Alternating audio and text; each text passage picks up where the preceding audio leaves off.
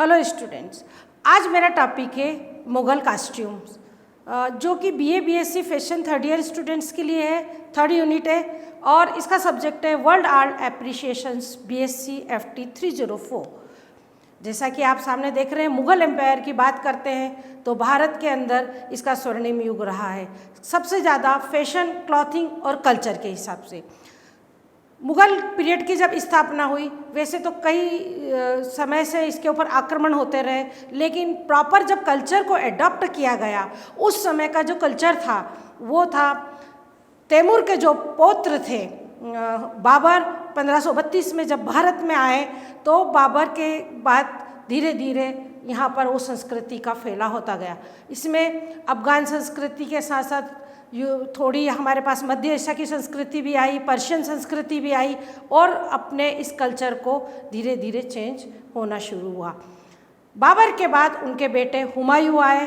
हुमायूं ने जो लोधी वंश ऑलरेडी यहाँ पर दिल्ली के अंदर था, उसको हराकर हुमायूं ने जिस तरह मुग़ल साम्राज्य की स्थापना की, जो आगे चलकर वैसे तो बहादुर शाह जफर तक रही, लेकिन मेन औरंगजेब के साथ ही धीरे धीरे समाप्ति की ओर चली गई। सबसे बढ़िया काल इनका हुमायूं के साथ साथ अकबर का रहा। मुग़ल कास्ट्यूम की अगर बात करते हैं तो जो मेन कास्ट्यूम होता है वो काफ़ी लग्जरी हुआ करता था। यहाँ पर भी शुरू में जो इनके हेड गियर होते थे वो काफ़ी कम डेकोरेटिव होते थे, जो अफ़गानी स्टाइल और मध्य एशिया की स्टाइल में होते थे, लेकिन धीरे धीरे मुग़लों के ऊपर भी राजपूताना असर हुआ और राजपूतों के ऊपर मुग़लों का असर हुआ। इस तरह से धीरे धीरे अगर देखा जाए तो इंडियन का एक मुग़ल कल्चर एक नए परिवेश के अंदर स्टार्ट हुआ। यहाँ के लोग सबसे पहले जब मुग़ल ने अपनी जो शुरुआत की, राजस्थानी जो गेदर्स वाले गाउन पहनते थे उसी स्टाइल में इन्होंने एक गाउन्स पहना, उसके ऊपर एक अचकन पहना, जो कोट होता था जो ब्रोकेट की बॉर्डर से सजा हुआ होता था, जिसको ये लोग चोंगा कहते हैं और या जामा कहते हैं।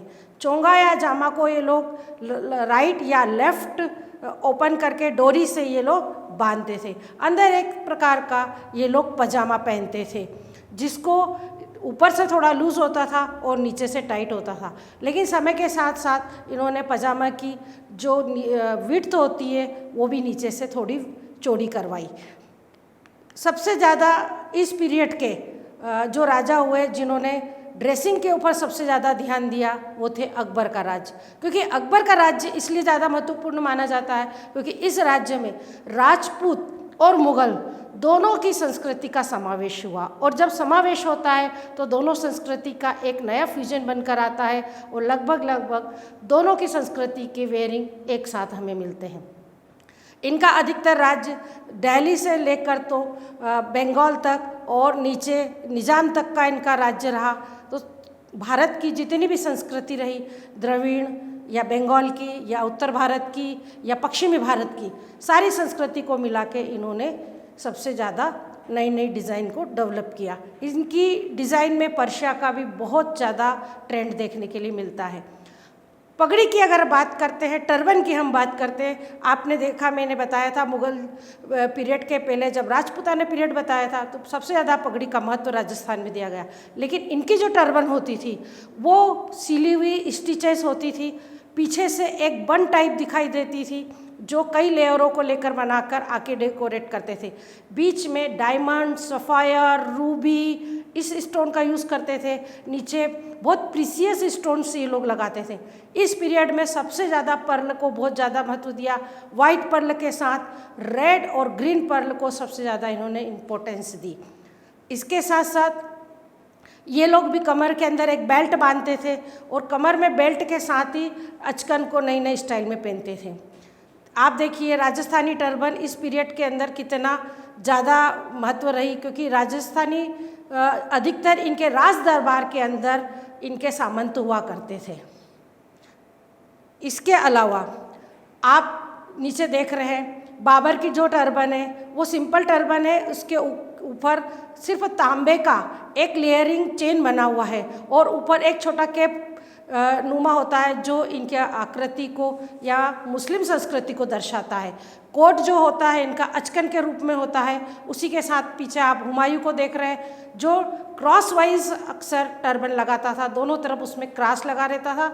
बाबर की जो टर्बन होती थी उसका जो चेन का क्रॉस होता था वो चंद्रमा का आकार देता था। लेकिन अकबर ने इस दोनों ट्रेन को ख़त्म करके अपना खुद का ट्रेन बनाया।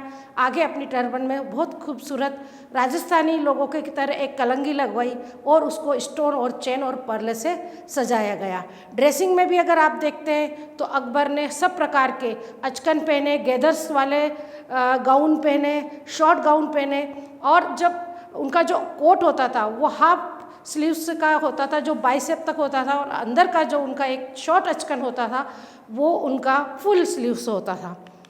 इस तरह से अगर महिलाओं की बात करें तो सबसे ज़्यादा महिलाओं में मुस्लिम महिलाओं ने सबसे ज़्यादा ड्रेसों को अपनाया। इनकी ड्रेसें भी दोनों प्रकार की होती थी।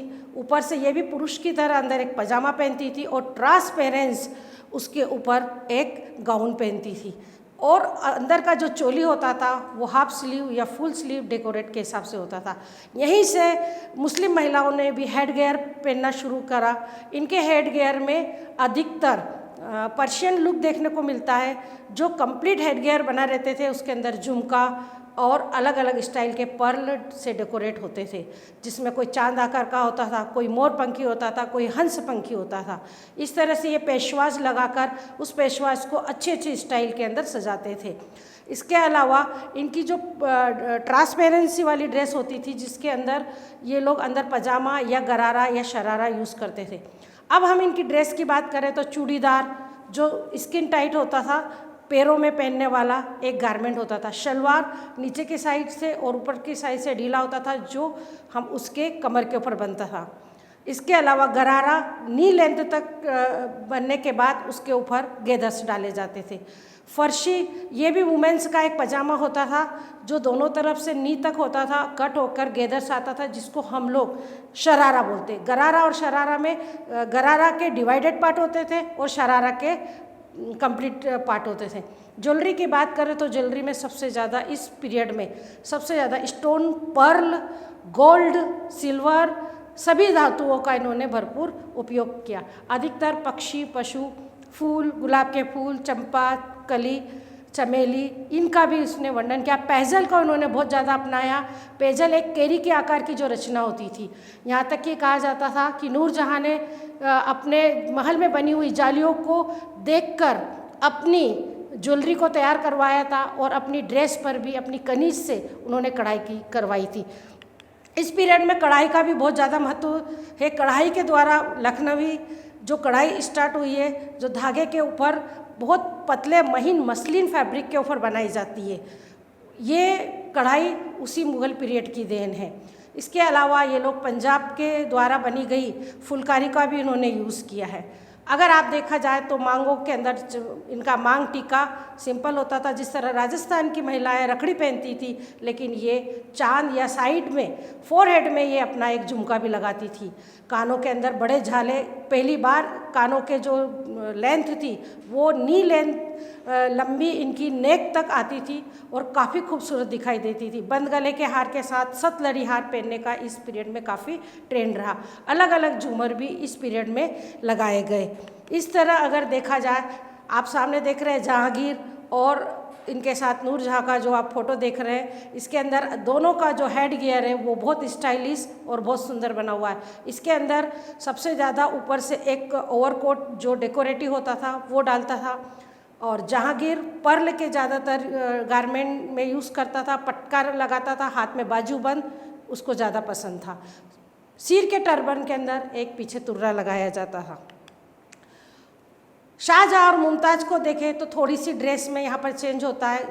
मुमताज़ ने अधिकतर लॉन्ग उसके जो ज्वेलरी होती थी लॉन्ग हार पहनना ज़्यादा पसंद किया, बीच में एक बंद गले का हार पहनती थी। लेकिन शाहजहाँ दोनों ही पर्ल का यूज़ करते थे। इसके अलावा ऊपर मुमताज़ के गारमेंट के अंदर देखा जाए तो उसने भी ट्रांसपेरेंट गाउन ज़्यादा पहने और ऊपर से कट वाले बस्ट से साइड कट वाले उसने अधिकतर गारमेंट को यूज़ किया जो ओवरकोट के रूप में वो करती थी। हेड गियर की बात करें तो इस पीरियड की महिलाओं ने अपनी अपनी स्टाइल में अपनी अपनी सुंदरता के हिसाब से हेड गियर को डिज़ाइन किया, जो अपने आप में बहुत अद्भुत है। इन हेड गियरों के नाम होते थे जैसे नाविका, मोरपंख और लहरिया, इस प्रकार के अलग अलग, दीपाली, नुक्का, ऐसे नाम इनके टर्बन के होते थे और ये कैप अलग अलग स्टाइल में इन लोगों ने यूज़ किए। फुटवेयर की बात करें तो इस पीरियड की जो महिलाएं थी, फुटवेयर मेंस वुमेंस लगभग जूतियाँ जो पहनती थी, आगे की नोक झुकी हुई होती थी, बहुत ही खूबसूरत से कढ़ाई से बनी हुई होती थी और इसके अंदर रेशम और इसके धागे की कढ़ाई होती थी। इसके साथ ही अगर हम बात करें इनके टेक्सटाइल की, तो टेक्सटाइल इनका बहुत ज़्यादा पावरफुल था। इनके टेक्सटाइल के अंदर इन्होंने मलमल, ब्रोकेट, कॉटन, सिल्क, सबसे ज़्यादा इन्होंने इसका यूज़ किया। सबसे ज़्यादा कारखाने भी मुग़ल पीरियड में ही लगाए गए। धन्यवाद।